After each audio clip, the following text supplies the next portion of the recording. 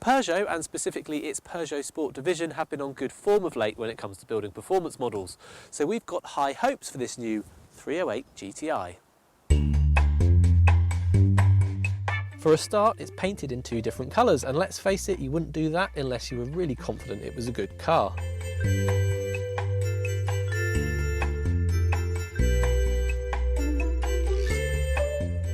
But it also comes off the back of the RCZR Coupe and 208 GTI 30th Anniversary Edition, which were both little firecrackers. This 308 though needs to be a more rounded car, more in the mould of the Golf GTI. So things like space are still important. The 308 scores well here too, with one of the biggest boots in the class. However, while the rear seats fold down, you still get a big ridge in the floor. The big boot also means that space in the back is compromised. Legroom's not great, partly because these Peugeot Sport seats are quite chunky. Now, at this point, if it were any other 308, I'd advise looking at the SW Estate version because it's got a longer wheelbase, which equals more space. However, you can't have a GTI Estate, so it's a case of like it or lump it. Speaking of which, there's one of those in the floor too.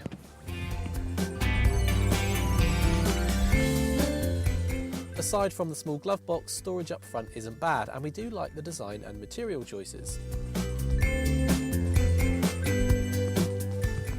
Then there's the driving position, which uses Peugeot's small steering wheel design. So rather than look through the wheel at the dials as you normally would, you set it quite low and you look over it. I do find the touchscreen slightly convoluted in 308s. For example, you have to go into the menus to select even the heater controls, which is just far too fiddly. But detailing in here is quite nice, it's quite discreet. You get little GTI badges, you get the sport seats, and down here by the gear lever is a sport button.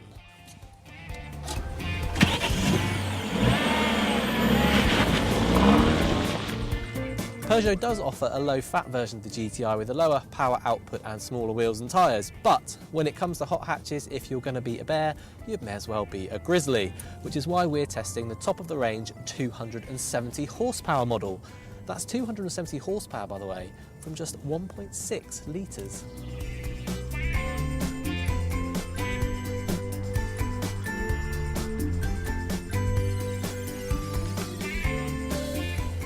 There's also 243 pound-foot of torque, all of which means the 308 GTI will get from 0 to 60 in 6 seconds and hit 155 flat out.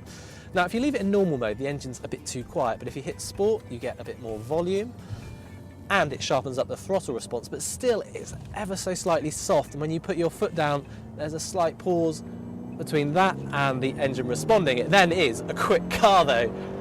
I would prefer it though if this 6-speed manual gearbox had a slightly shorter throw.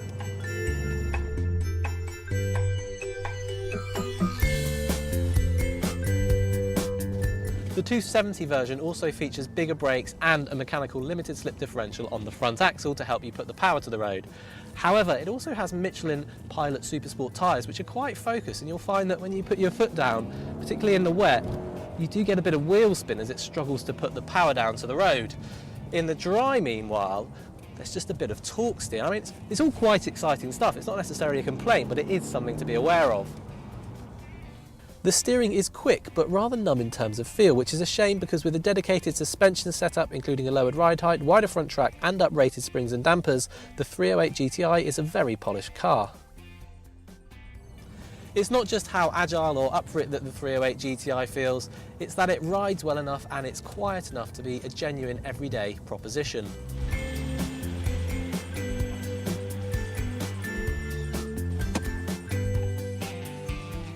It's pretty clear that with this car, Peugeot benchmarked the Golf GTI because it feels almost as well built and just as well rounded. At about £28,000 for this top spec version, it also costs about the same. Thing is, in the Peugeot you get an extra 50 horsepower, and yet it still achieved the same 47 miles per gallon in official fuel tests, which equates to about 37 miles per gallon in real world driving.